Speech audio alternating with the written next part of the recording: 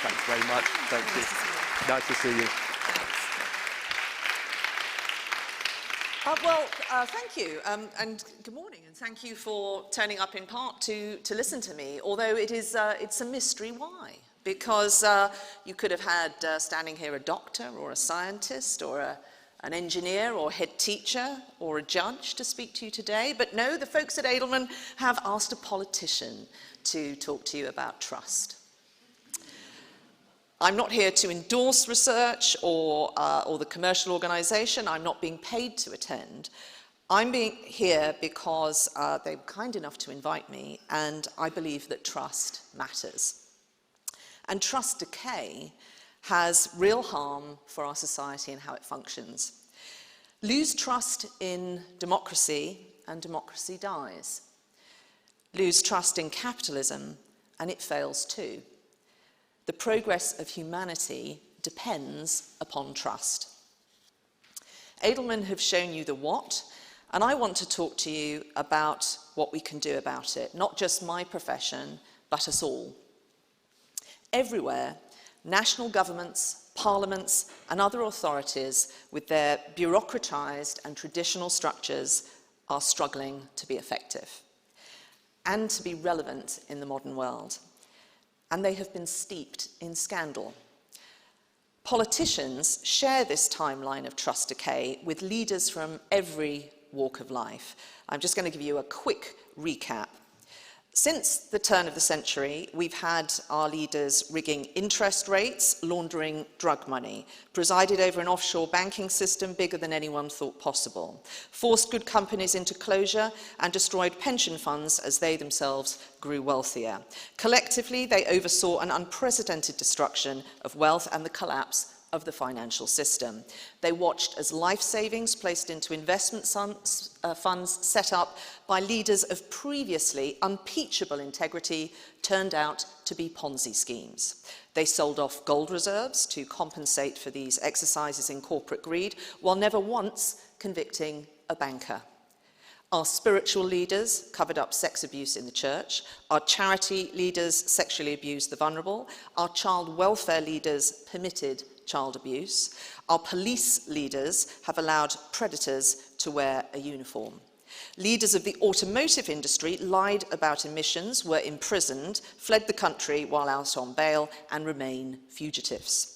Leaders of our water utilities polluted rivers and then covered it up.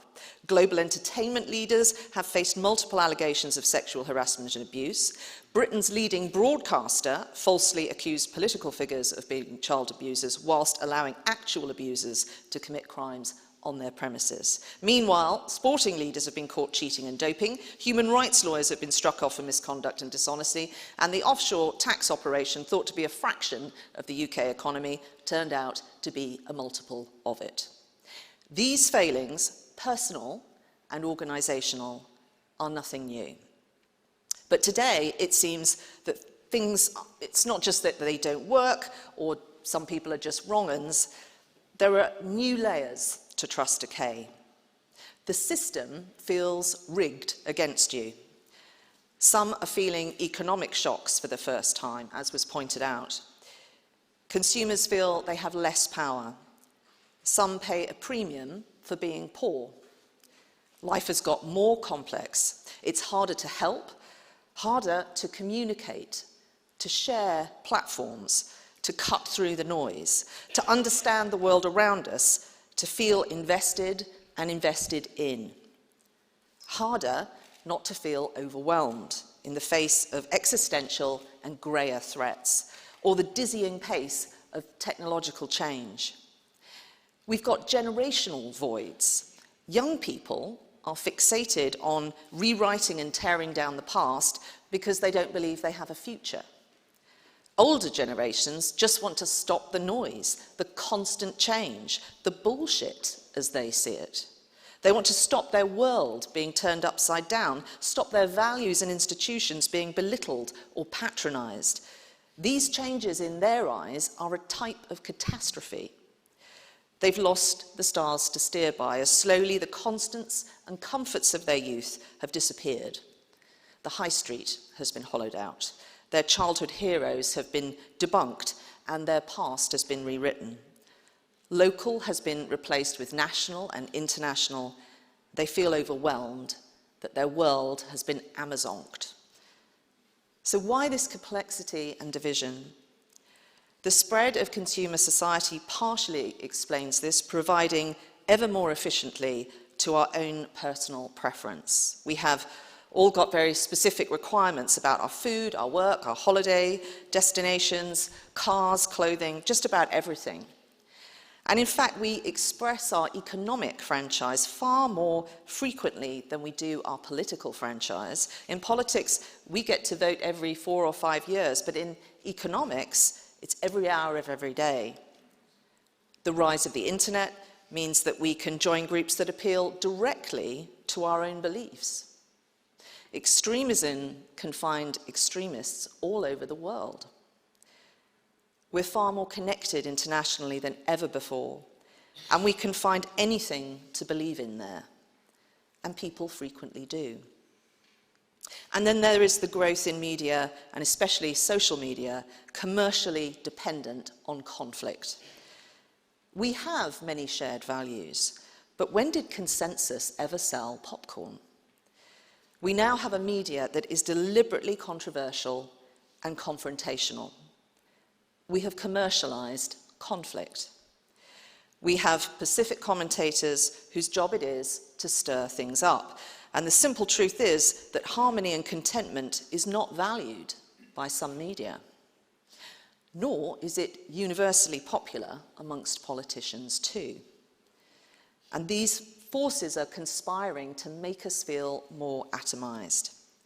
Previously, we were split by gender, sexual preference, location, marital status, education, football club, religion or politics.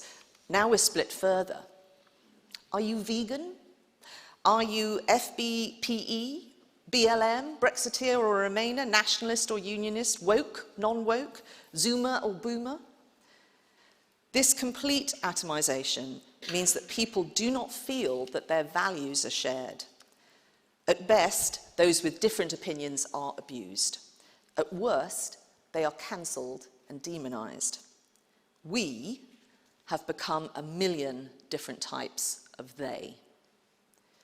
And when this happens, trust between groups breaks down.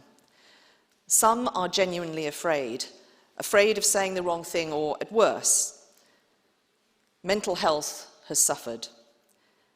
For some of this, it is exhibiting itself in a new kind of vice, the paranoia of conspiracy. Here are a few recent gems that have appeared on mainstream broadcasts just this weekend. Apparently, the air raid in Ukraine are fake. The sirens are sound effects supplied by the Ukrainian government. This is on mainstream British media. Here's another one. Controversial traffic calming measures are not the product of an overbearing Liberal council, but they're actually a global conspiracy to get us to eat insects. I'm all in favour of livening up local authority transport committees. I've sat through enough for me, but there are limits. How about this one? The government is shortly going to start food rationing, and food rationing apps are in development. This is a conspiracy between the government and large food corporations. Presumably, though, folks, there will be unlimited access to turnips, so you're all right there. And how about this explosive monologue?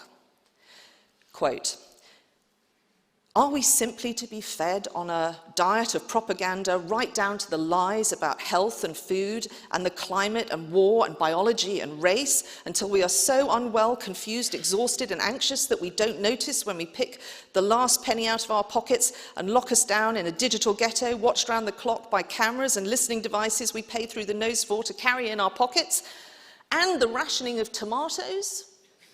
Unquote. And now it's time for the weather. Such alarmist nonsense gains credibility from being sandwiched between credible broadcast anchors, peoples whose loyalties have historically been to their profession and their craft. Falsehoods and deep fakes sit alongside information and legitimate debate in your social media timelines. You can tell the difference though, right? An opinion poll a few years ago done by Hope Not Hate showed that 30% of 25 to 30-year-olds believed anti-Semitic tropes they saw online. 31% of that age group thought that COVID had been intentionally released as a deliberate depopulation plan by the UN or the New World Order. 29% thought that the vaccine program was an attempt to insert microchips into people. And 50% of people aged between 25 and 34 believed that regardless of who was in government, there is a single group of people who secretly control events and rule the world together. 50%. Now, being a government minister and having attended Davos once, I am clearly part of this group.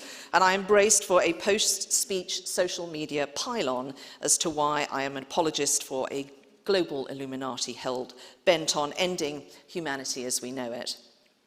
But as a former Defence Secretary and the UK's former lead on defensive cyber, I can testify that there are enough organisations in the world trying to do us genuine harm without us having to invent any. So how can we build trust? We need to recognise what is driving this division. Conflict sells. That's nothing new about that. We all say we hate PMQs, but there'll be thousands of people tuning into it later today. But so much of the content that I am talking about is not about ideas or debate. It's about profit. Attracting an audience which is addicted to such theories. Raise concerns about the harm being done, and you're one of them, or a free speech denier. You'll be told, what's your problem? I'm just asking the question. I just want to know, what is your connection to the Rothschilds? Work in broadcasting and care about compliance and ethics, and you are, and I quote, Ofcom's bitch. Division and disagreement is not bad. In fact, I'd argue it's good. Its presence doesn't make societies and communities weak, it makes them strong. We've just seen that China does well in the lack of a trust gap. Not much division there. But I don't want to live in China. The UK is good at taking on and adopting new ideas, partly because it listens to minority voices. The future always arrives as a minority. That's where you will hear tomorrow. Because alongside different views and ideas, there's a recognition of those shared values, an understanding of what freedom really means. It's about rights, but it is also about responsibilities. Free societies need responsible adults. The value of free speech is not just in your freedom to say something, but also in our ability to listen and learn something. It is also in the freedom to change your mind and the freedom to be uncertain. The absence of that freedom it damages our ability to be effective and our well-being, and we should never take that freedom for granted. And we should recognise when it is under attack. We need new ways of helping people be digitally literate and think critically. And the government is doing a number of things to build trust. I'm busy trying to improve the House of Commons. I shan't bore you with that today. With the online safety bill and work streams coming from it. And we have the Defending Democracy Task Force. And the Prime Minister is on a mission to restore trust, starting with clear priorities and accountability. He understands that trust needs to be earned. But we require something else too, and it's about the relationship between trust and values. You see, politicians spend a lot of time in their careers seeking the parentheses, searching for the values that we all share, that we all care about. This might be the love of family, the desire for health and security. It might be the concern for our environment or our children's future, a shared venture and a common project, what we all have in common. The future of our country isn't decided by politicians. It's decided by those values and the character of the British people. Their character is the nation's destiny. And that fills me with hope, because I believe in the character of the British people. They're sceptical, they don't like bullies, they're fair-minded, they're thrifty, they don't like greed, they like to help, they have a sense of humour, they are tolerant, and they love freedom. My late friend Jo Cox said, "We have more in common than which divides us." Her words are freighted by the manner of her death. And if the Commons were to have a motto, it should be that. Politicians have an important role to play. We have convening power, and we can, when we choose to, bring people together. And we should. Because before we find answers, we must find those shared challenges, common ground, truths we know to be self-evident. And where you find common ground, you will find trust. Establishing those shared values starts with being prepared to defend them. That is what we can do as politicians, and it's what we all must do as citizens. You see, you don't need to trust the former, but we all need to trust the latter. Thank you.